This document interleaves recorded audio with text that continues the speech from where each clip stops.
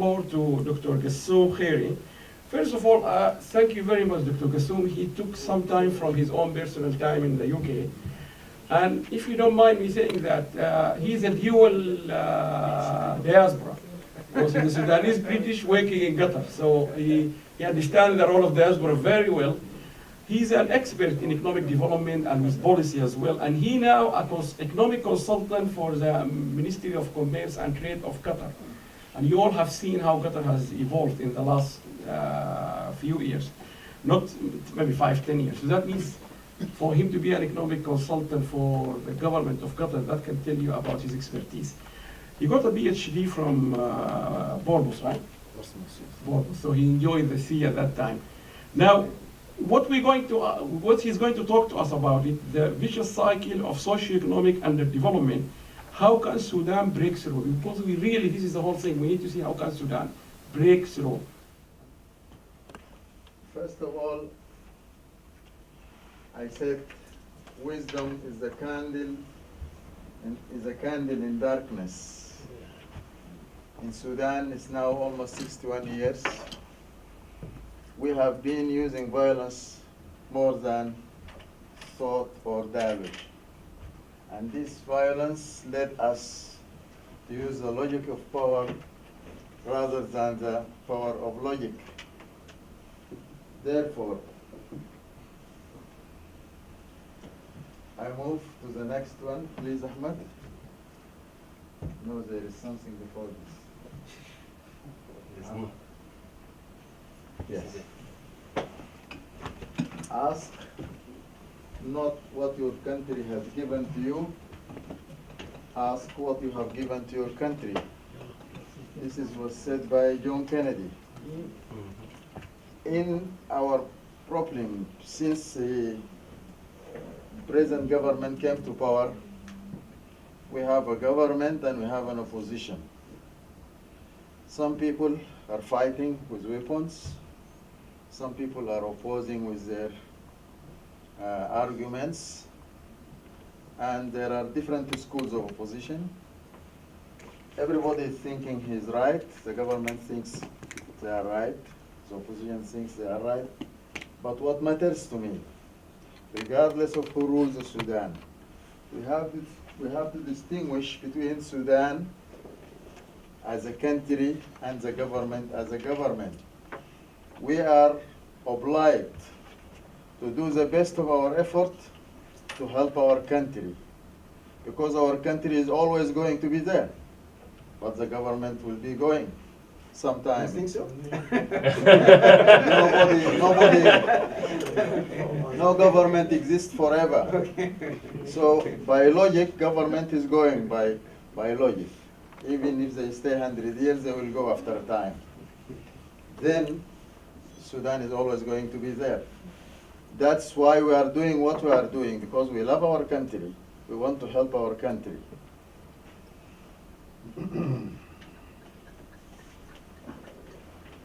Now, I will skip most of the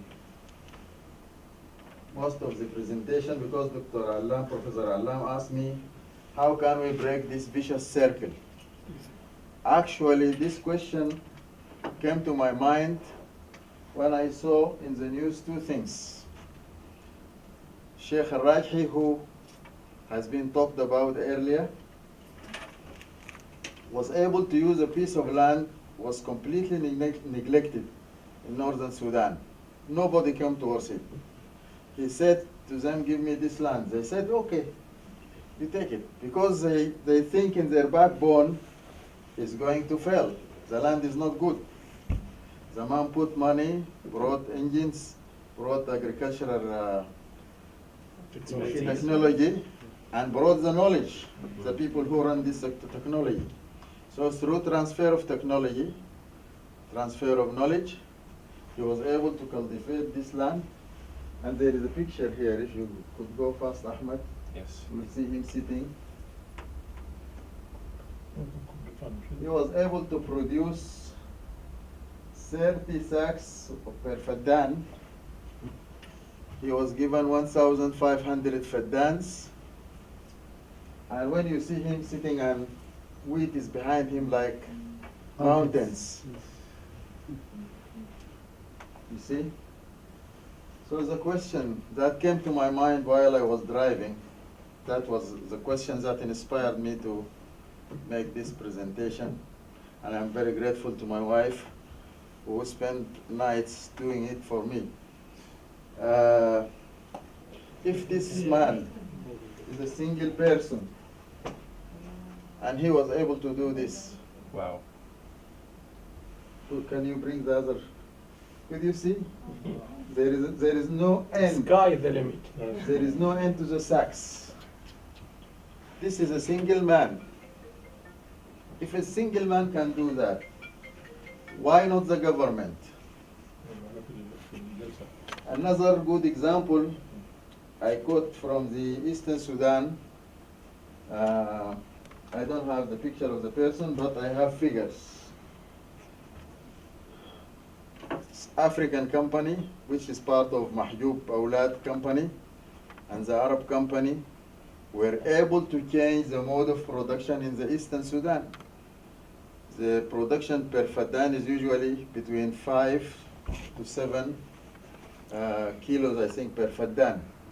They changed the mode of production from 5 to 7 to 13 and 14 and 15. And the people who are working in the area of Khor Abu Habil, who used just to cultivate, to feed themselves, and that's it, for the first time in their life, they were able, in a joint venture with them, to produce and to earn money in the first instance of their life, to put money in their pockets out of their cultivation, because they produced at large scale. And when they produced at large scale, they were able to cover all their financial obligations, and they were able to make some money. Unlike our farmers in Jazeera, Rahat, and these areas, most of them who are now in jail because they are not able to cover their debts. Wow. That is why agriculture became an expelling profession. Most of the people left their rural areas and they came to Khartoum and big cities to sell water or sell women confectionery. Dr. Gassoum, so 20 years ago, Dr. Laka said, free man. They are not free now, they're in jail. They are not free. Completely the opposite. Opposite.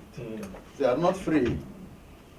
And unfortunately, this had led to a deterioration. What I was planning to do, and it looks as if they are haunting me by time.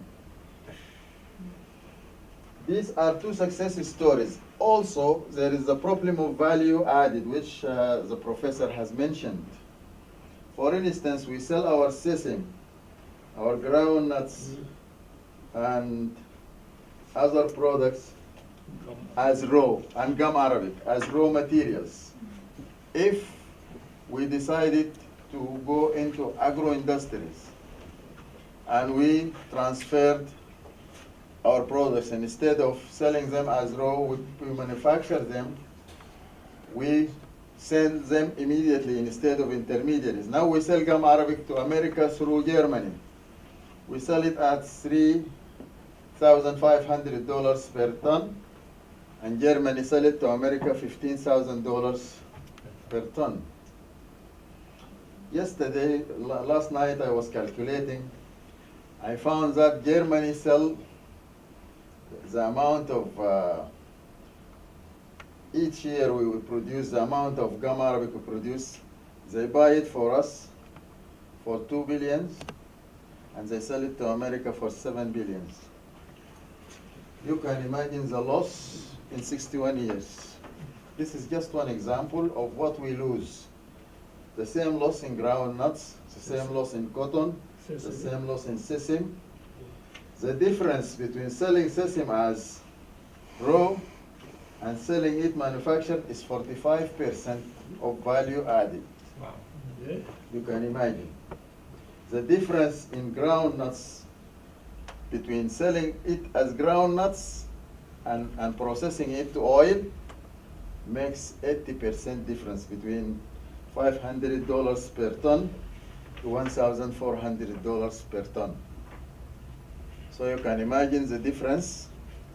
This is all value added is loss. This is a complete loss for us. So what we need an alternative plan. An alternative plan that relies on knowledge transfer, technology transfer, huge investment by the government and private sector and expatriates. As well, we need a new marketing plan. We need new marketing policies. We need to go to the expert people who can plan for us our new marketing policy so that we can regain our international status as exporters of cotton products, sesame products, groundnut products, animal production, and we need to establish farms on scientific methods using experts and professionals. Especially, I would like to comment on the statement said by Professor Bagadi as regards animal wealth and how we have to look after its health, how we need to make farms and train people to handle the work. Unless we have effective marketing plans, unless we have effective investment plans, good policy, and also reduction of or cut in expenditure, government expenditure. We have an army of idle people doing nothing, employed as experts, earning money from the government for nothing. Early Sudan was 9 provinces, and it was it was ruled by a handful number of people, and the government was running efficiently. We don't need all this army of people. They are just doing nothing. We need to cut the government expenditure. We need to combat corruption.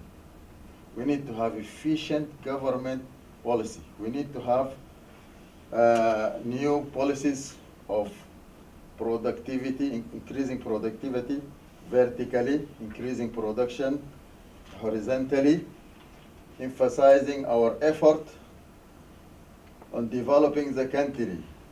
We have to believe in ourselves, because if we don't help ourselves, nobody is going to come and help us. Nor America, neither Arab countries, nobody. We have to believe in ourselves first. We have to work hard. We have to do our homework before we ask the others to help us. Thank you very much. Yeah, Dr. Gassoum, you echo the same thing Nahid said, and but before that, Dr. Sarah Ahmed Saad from the National Research Center, he's specialized in soil science. She said to you, Professor Kabbar, I hope you also mentioned about the deterioration of soil quality and the lack of soil management. So this is from someone who's a scientist in Sudan.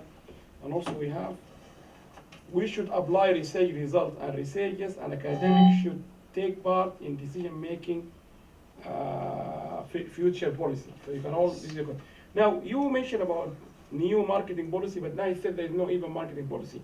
Do you know? Are you aware the government or the people who are involved in our ministers? Do they know these figures, or at least they appreciate the loss of money, even for corruption-wise? Better to have too much money to get more corruption than to have small money. So, do they know these figures? I'm quite sure they know it, because all my figures are from government documents. Excellent. So that nobody will accuse me one day that I am cooking Excellent. figures. Okay, so if all these figures are government figures. Excellent. I am the minister, because this is a legitimate question to ask you. If I know I am losing 7 billion by not adding value to my own ground, not whatever it is, why I'm not listening to you? Because the ministers are politicians, are not professionals. Wow. And they are not, in most cases, willing to listen to us. Why? Because they think they are always right. They know what they do. Sorry, Gassoum, but I object to the fact that they are politicians. I think they are not professionals. They are not politicians either, because politicians have got some intelligence. So what they are then?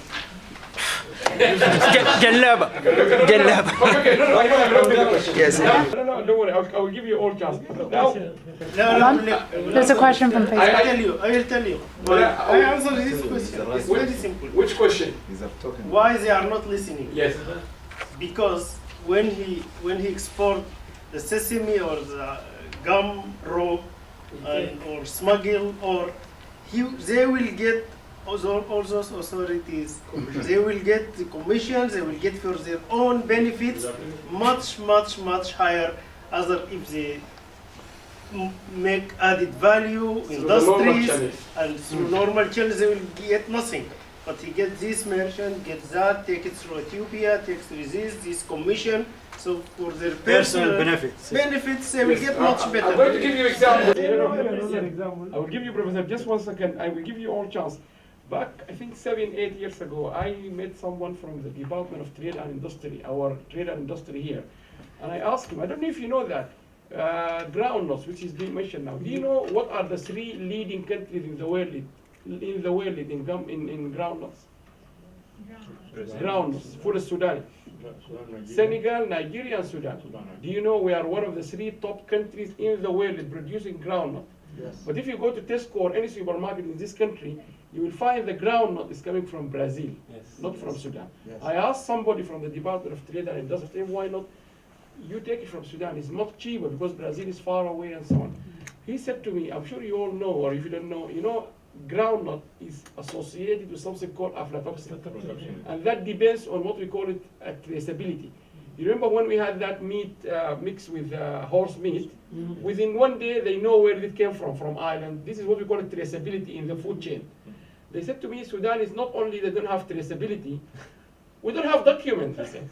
He said to me, in order for me to get export of a product like this, number 1, I need documentation. The grown, the levy, the way it's been harvested, so I can be assured it follows the normal. I cannot bring groundnut, which will kill my people. So you can tell you we are not just lacking marketing, we are lacking the basic lack of adopting the international standards. That was the reason at that time. But I want to move quickly. I am coming to all of you. We have somebody waiting for us, and we are very. You have a question, but we have. Okay, go ahead.